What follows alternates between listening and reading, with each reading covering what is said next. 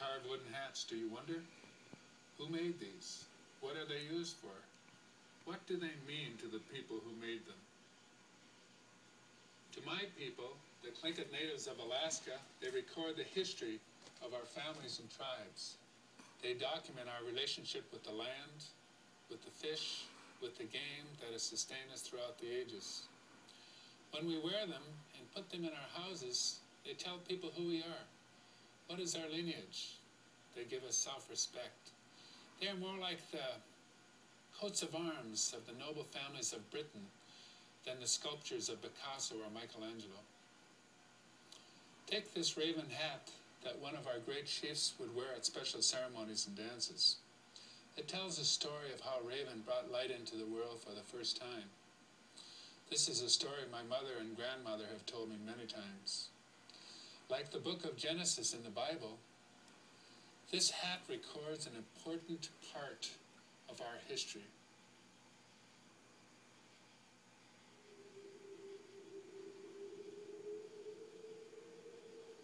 Raven looked around, and it was dark.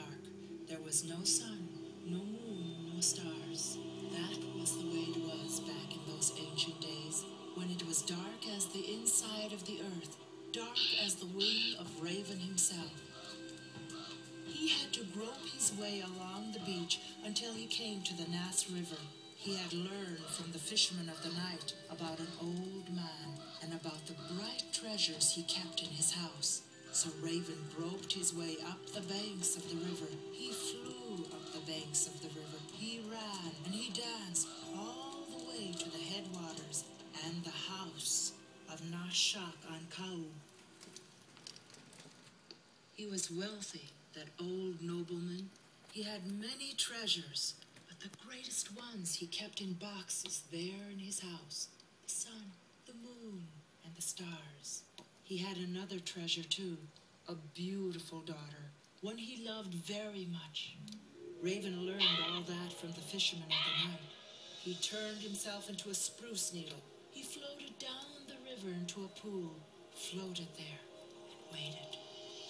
The servants didn't notice him when they brought water into the house, and the daughter didn't notice him either when she dipped her ladle into that water and held it to her lips and drank.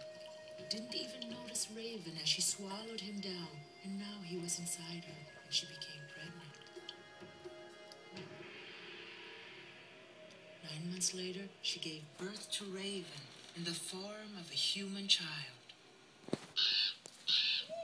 That nobleman of the headwaters of the Nass, Nashak on Kau, he loved his little grandson, didn't care where he came from, didn't know who he was, just thought he was his grandson. He wouldn't deny him anything. And Raven, as that little boy, he looked around the house, and he had figured out where the treasures were hidden. And so, when he was old enough, he asked to play with one of the boxes that was next to the house screen. His mother said no, but Raven cried and carried on so much that the old man gave in to him.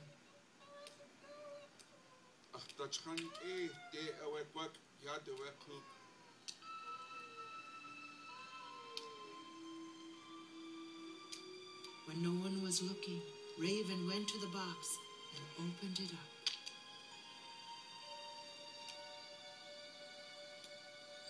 Out flew the stars, all the stars of the nighttime sky. Out they all flew, up out of the box, up through the smoke hole, up into the black sky, where they scattered and glimmered and have remained to this day. Nashak on Kau could hardly believe it, but the stars box was empty. The little boy pretended to be very sorry about what he'd done. He cried and wouldn't be comforted. Finally, to stop his crying, Nashak on Kau gave him the second box to play with, even though the boy's mother didn't think he should have it. Maybe she was thinking her old father spoiled her son too much, but he was trying to explain to her that he was a good boy, didn't need to lose the stars. And Raven just crept up behind them when they were arguing like that. Softly and silently, like a feather rising on the wind, the moon rose out, up through the smoke hole. The old man tried to catch it, but he couldn't. Nobody could. It didn't belong to anybody anymore. Now there was a moon in the nighttime sky, and people began to see what the world they lived in was like. The old man grieved over the loss of his treasures, but still he loved his little grandson, and he forgave him. He wouldn't let him near the biggest box, though. That was his final, greatest treasure, box of daylight.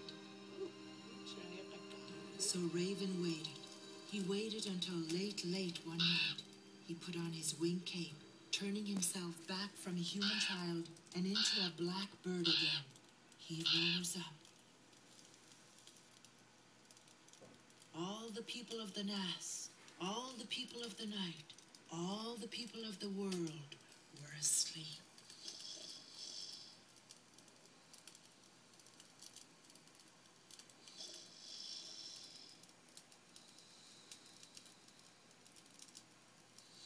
He crept to the box.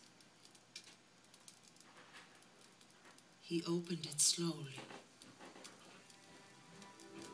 A great light shone out. It rose, and it rose, up through the smoke hole, and the stars faded before it, and the moon, and daylight broke over the world. The people of the world woke up, and they marveled. They saw the first sunrise, and they saw the world they had been living in, truly saw what they had for the first time.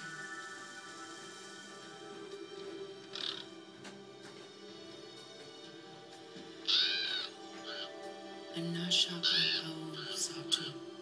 He saw Raven, recognized him for what he was, and he knew what had happened. He grieved for the loss of his treasures. He grieved even more for the loss of his grandson. But just then, a sunbeam came through the smoke hole, and it fell upon him, warmed him, and he looked around, and he saw clearly, and he understood.